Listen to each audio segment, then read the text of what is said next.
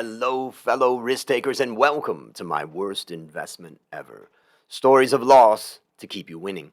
In our community, we know that to win in investing, you must take risk, but to win big, you've got to reduce it. Go to myworstinvestmentever.com and join our Facebook group to connect with our community of guests and fellow listeners. Fellow risk takers, this is your worst podcast host, Andrew Stotts from A Stotts Academy, and I'm here with featured guest Michelle Seiler Tucker. Michelle, are you ready to rock? I am ready to rock and roll. I absolutely am. I could feel that really from the first moment that we just started talking just earlier. So I'm excited to bring your knowledge and your energy to the audience. So let me introduce you to the audience. Michelle Seiler Tucker is the founder and CEO of Seiler Tucker Incorporated. She owns many businesses in several different industries. As a 20-year veteran in the M&A industry, she's regarded as the leading authority on buying, selling, fixing, and growing businesses. Her and her firm have sold over 1,000 businesses in almost every vertical and have a remarkable track record of success. She is the best-selling author of the book Sell Your Business for More Than It's Worth, and has a new book that's out now called Exit Rich, a Wall Street Journal and USA Today bestseller. Michelle, take a minute and fill in further tidbits about your life. Tidbits. I don't know. You did a pretty good job. But I've always been an entrepreneur, even from a little girl. I've owned many different businesses in different verticals. I did go to work for Xerox for a short period of time. They actually recruited me as a regional vice president over 100 salespeople. And I ended up transitioning out of Xerox and starting a franchise development, franchise sales, franchise consulting company. I was an equity partner with many different franchisors. And I just had so many buyers that kept asking me for existing businesses to roll up in a current portfolio. So that's when I really decided to transition into M&A nearly over 20 years ago. I have personally sold over 500 businesses in pretty much every vertical, but my firm has sold over 1,000 altogether. Mm. I want to serve our young audience, and by asking you, like, what was it in the beginning of your career that kind of was some of the smart moves that you made that you could advise a young person that's going into their career that they really should, consider doing? I think, first and foremost is always follow my heart, follow my passion. I've always been passionate about people. I've always been a problem solver. I've always been solution oriented. I love to write. I love entrepreneurship. And I would say just, follow your passion, but also, get advice from an expert. And I really didn't do that till much later on. I think it was like 2011. I had been in business for many years. And then 2011, I started going to conferences. I started meeting experts and I hired a mentor. And then I wrote my very first book in 2013. And I would say, get an expert early on, but not just any mentor. Make sure you really do your due diligence. Make sure you really research it. Make sure it's a mentor that's been down the road, traveled down the road you want to travel, because they'll shorten your learning curve dramatically Mm. and they'll shorten your path to success dramatically. Why do you think it is that young people don't do it? Because I think about myself, I kind of didn't do it either. And I don't think that I was just an arrogant kid that thought I could do it all. I just didn't really know it existed in some ways, that you could Yeah. reach out to anybody and say, can I ask you some questions? Or is there a way that I could talk to you once a month and whatever? I just never knew any of that existed. Yeah. And I didn't really know that either. So it wasn't until, like I said, later when I was talking to other people and they're like, oh, I'm going to this meeting. Oh, I'm going to this conference. And I remember dragging my husband to a real estate conference and we ended up signing and paying all this money. And for Robert Kiyosaki, Rich Dad Poor Dad, actually, his co author, Sharon Lecter, is my co author on Exit Rich. Mm. And so we're going to Robert Kiyosaki's courses and we're sitting in there. And my husband's like, oh, you'll be good at this. You'll be great at this. You'll be good at this. I go, well, what are you going to do? He goes, well, I'm going to go to the courthouse. I go, I'm going to I count the money. already have businesses. No, I had the money. I already have all these businesses. I don't need another job. And we're sitting there and then we meet. We went to listen to a speaker that Robert Kiyosaki had actually invited to speak on campus there. And I'm like, oh, I love what he has to say. I'm going to go to his conference. So I run to the back of the room, sign up for his conference. I've never done any of that before. And the next thing I know, I'm flying to California, going to his conference. And then I meet somebody who says, you need to write a book. And, it really did change.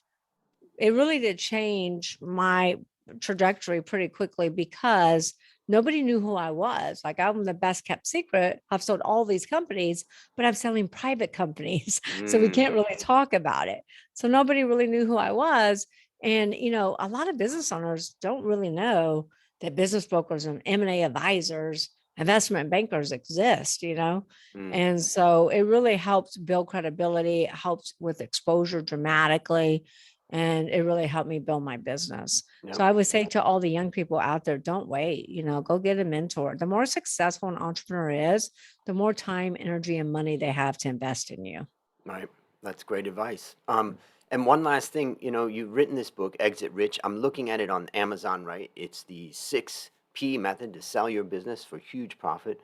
The book came out in June of this year, so Mhm. congratulations. And you've got Thank you. 39 ratings that are 4.9 out of 5. So fantastic on that. Why don't you Why don't you tell? go make it 50? Yeah, exactly. I'm gonna. Yes, exactly. Well, that's what we're gonna do right now. And I want to tell. I want you to tell the audience what benefit did they get from getting this book, because it's right. We'll have the link in the show notes. And Okay. what I love books because people took a lot of time to put down on paper something that's valuable. What is the key value that someone would get, that really reason why they should download this book now? Yeah. So several things. Number one, Exit Rich is endorsed by Steve Forbes. That's pretty powerful. Yep. Steve Forbes says 80% of businesses on the market will never sell. Steve Forbes says that business owners are leaving a tremendous amount of money on the table when they go to sell their business. Sharon Lechter is my co-author, who wrote Rich Dad Poor Dad with Robert Kiyosaki. She's a CPA, financial literacy expert, and advisor to many different presidents. Kevin Harrington wrote the foreword. Exit Rich is a step by step blueprint, not just to sell your business. It's a step by step blueprint to build a sustainable business that you can scale, and it will actually be sellable when you're ready, that you won't fall in that 80% statistics. So many businesses in America are not selling. Plus, the business landscape has changed in America drastically. When Mm, I wrote my very first book, Sell Your Business for More Than It's Worth, in 2013, I did the research and learned that 90% of all startups will go out of business within the first 1 to 5 years. We all know that, right? That's common knowledge. However, when I did the exact same research for Exit Rich, I learned that the business landscape has flip flopped. Startups are not at great risk anymore. Startups are highly successful right now. mm, It's existing businesses that are at risk. It's existing businesses that are going out of business. In America, there are 30.2 million businesses in the United States, employing over half the US workforce. Out of 27.6 million companies, the businesses that have been in business 10 years or longer, 70% of them will go out of business. mm, 70. Now, we hear in the media all the time about public companies. Toys R Us in business 75 years goes out of business. Steinmart, Pier 1, Disney stores just closed down. Godiva Chocolate's closing 1,500 locations. But what the media doesn't talk about, all the private companies in America, these business owners are exiting poor. They're selling for pennies on the dollar. They're closing their business. They're filing bankruptcy. Exit Rich is all about preventing these businesses from going out of business. So Exit Rich talks about how to plan your exit from the beginning. Like Stephen Covey says, always start with the end in mind. It's about how to build your solid infrastructure using the 6 Ps. And then the second half of the book is how to sell your business. Ladies and gentlemen, if you don't buy that now, you're nuts. And I am downloading mine on Kindle as we speak. But the thing that I like about that is that, it's so many people kind of get caught in a trap of their own Mm, family business or their business yeah. idea. And it's exciting to get it off the ground and it goes relatively well in the beginning. But in order to exit rich, you've got to scale it. And you talked about scalable and all that. So I'm looking forward to going through it. So I appreciate that. And for the listeners out there, I'll have the link in the show notes.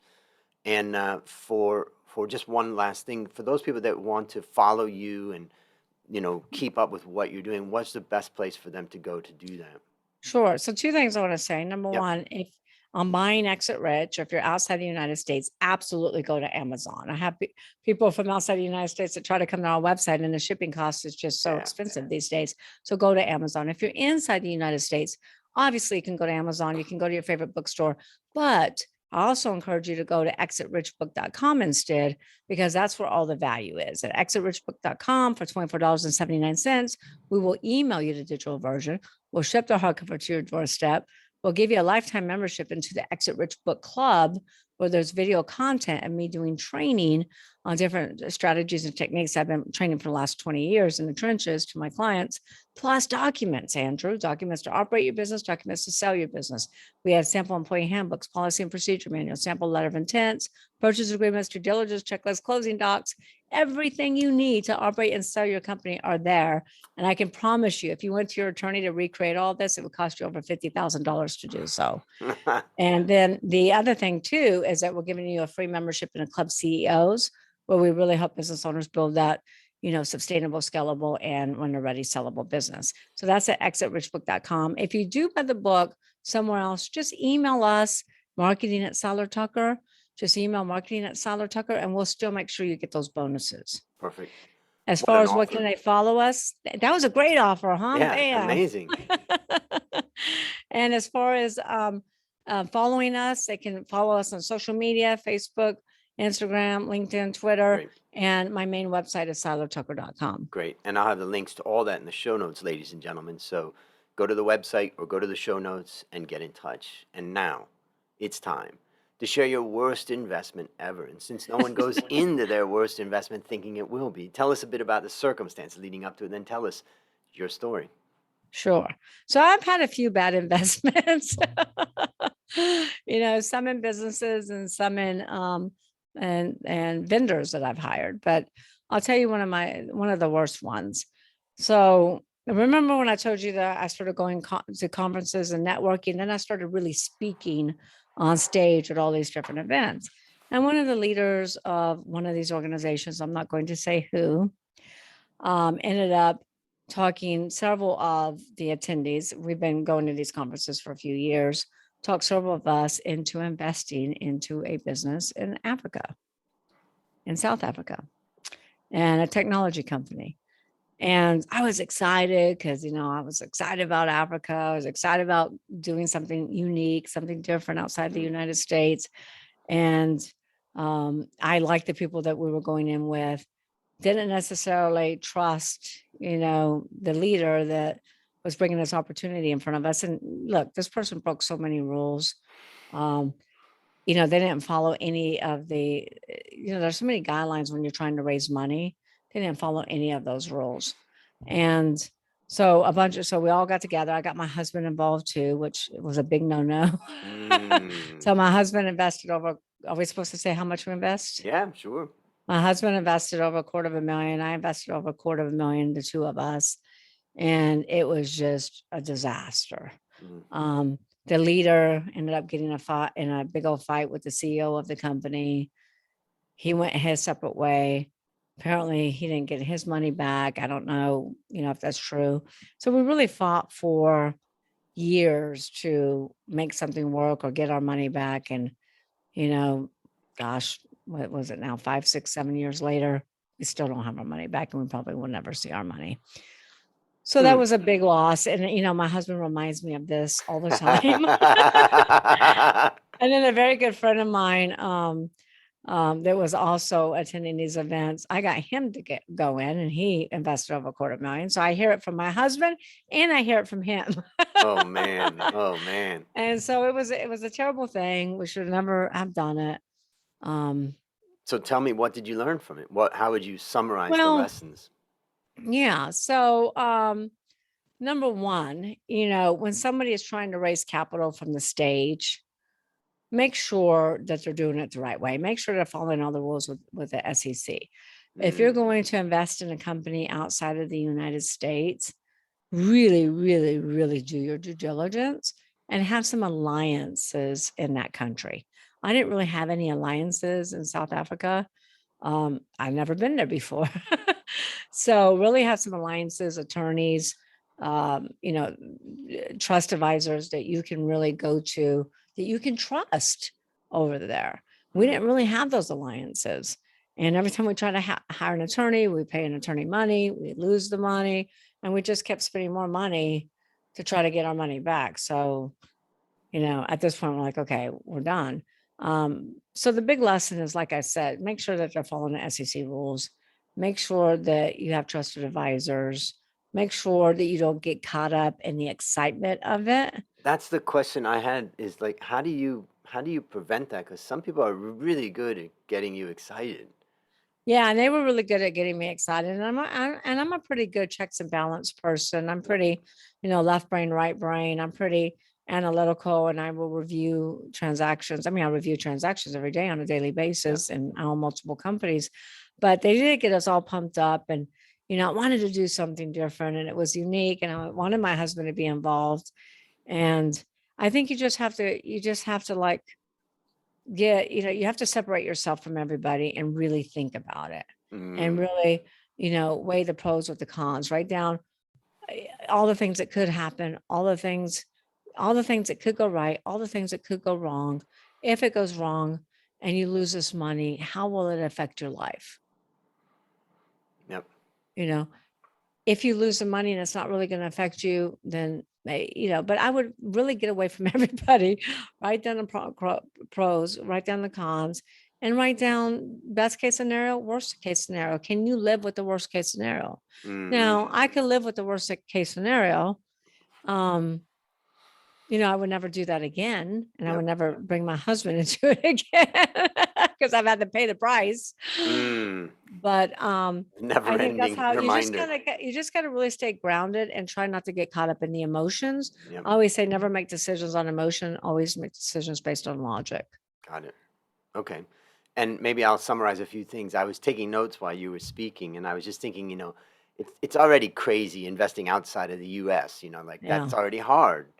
And I was thinking that, if a person says, I really want to have more exposure outside of the U.S., there's ETFs, there's mutual funds, there's ways to Yeah. start to build that exposure. So my first thinking on it was kind of, that. But of course, that's not what you're into when you're listening to a fantastic story. You're pretty excited. And Mhm. maybe I'll just tell a story about myself when I came to Thailand, my best friend came to see me. This was back in 1992. He came to see me, and then by 1995, we had set up a coffee factory here in Thailand.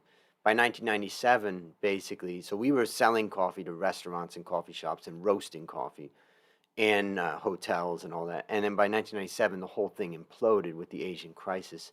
And we had to move into our factory out in the boondocks. We were like in the middle of a jungle in a factory, in a room in a factory, because you can't air condition the factory in the middle of a sweltering heat. So we just have one room we lived in for 7 months trying to keep our business alive. And we just thought to ourselves as we were talking, it's like, could we have made it more hard on ourselves? Like come to a foreign country, set up a coffee business. They don't really drink coffee, at that time.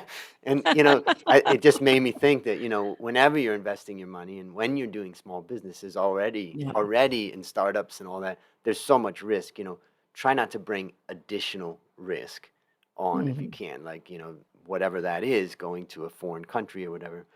And then the last thing I was thinking about is that, one of the tools that I've learned and I've kind of developed from listening to people's stories, because I've identified 6 common mistakes that people make, and number one of them that is really common amongst all is people fail to do their own research. And it's part Mhm. of what you said is, you got to step back from the emotion and sit You down and have let to the do your story. due diligence. There it is. And I didn't, you know what? I'm the due diligence queen. I do due diligence on everything. I didn't do due diligence on this because I got too caught up in the excitement. I got too caught up in my friends, doing business with my friends and out of the country. I Mm. just got too caught up in the emotions. Which is most common mistake number 3, the third most common mistake, which is called, I call it, driven by emotion or flawed thinking. And Hmm. we get caught up. So one thing I'll advise to the listeners that I would advise, and that is to separate the research that you do on risk and return. And what I mean by that is that basically take a time to write down all the exciting things about this on a piece of paper. Draw a line down the middle of a piece of Hmm. paper, and take one day and write down all the exciting things about the upside. And then a couple of days later, take that same paper out and then sit down and say, what could go wrong? And by separating the discussion on risk and return, I found that it takes some of the emotion out where you're trying to defend the positive and all of that. Mhm. And by doing that, I've done that a lot with my business partner, where one week we talk about the return of a particular project idea, and then in the other week, because we did survive our coffee business by living in the factory in 1997, but we basically do this. That it takes away a lot of the impassioned fighting and all that, Mhm. and it allows us to look at the return and the risk separately. So that's kind of my thoughts from what I took away. Anything you'd add? No, I think, look, Dr. Needle Cobain is a very wise man. Not sure if you've heard of him, but No. he's the president of High Point University. He is on the board of Lazy Boy, Great Harvest Bread Company, and about 12 other companies.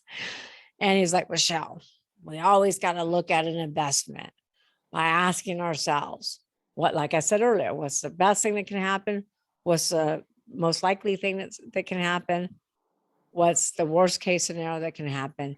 And if you can't live with that worst case scenario, don't invest. Absolutely 1000% don't invest. Now, Mm, fortunately for me, I'm okay. yeah. And I always say I don't have any review mirror. I never look backwards, I always look forward. So I don't dwell on the fact that we lost money because I know I can make more money. Yep. Yep. But it But could I have got knocked out some people. other people. What's that? It could have really knocked out some other people. Yeah.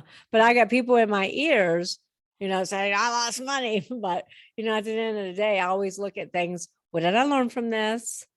What am I not going to do again? Yep. Yep. And how do I move forward?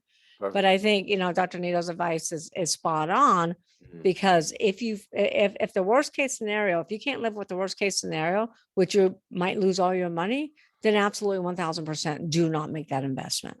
So, based on what you learned from this and what you continue to learn, what Mhm. one action would you recommend our listeners take to avoid suffering the same fate? I think we should really think about that listener who is being seduced Mhm. by a powerful pitch. Mhm. What advice would you give? Due diligence. Yeah. Okay. Due Perfect. diligence. Due diligence. And that's the thing that I didn't do. Yep. If I would have, I, I didn't do what I always do. If I would have Mm, done the due diligence, I would have never invested in this business. perfect. So, ladies and gentlemen, do your due diligence. And I would advise that you don't have to do some massive amount of research. At least start the process by asking a series of questions. So, last question. What's your number one goal for the next 12 months? Well, my number one goal is, I got Exit Rich out, thank goodness. I know Because how hard that Exit, is. Exit Rich was supposed to come out April 2020, and there was this little pandemic that came out in 2020. So we had to push it back till June 2021. So my number one, goal for the next 12 months is really to keep on doing what I've been doing, which is helping to save business owners from going out of business. I do partner with business owners. So I don't just sell businesses, I buy, sell, fix, grow. So I actually Mm, partner with business owners, investing my money, time, energy, effort. And I've had great success with that. Great success with that in the United States. mm. So my goal is to really, keep helping business owners save their business, partner with business owners, really put them on the road to riches, the road to exit rich, so they exit rich, not exit poor, and really help business owners retire rich. That's my goal over the next 12 months. I love what I do. I'm passionate about it. I can't see myself doing anything else.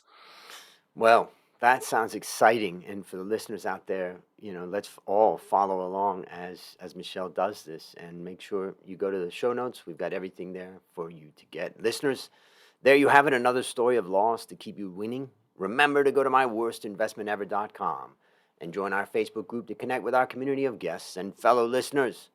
As we conclude, Michelle, I want to thank you again for coming on the show. And on behalf of A Stotts Academy, I hereby award you alumni status for turning your worst investment ever into your best teaching moment. Do you have any parting words for the audience? I always say, really, we talked about this earlier. Align yourself with an expert. I always say it's hard to read the label from the inside of the bottle. You need an outsider's perspective to read the warning signs and keep you out of the danger zone.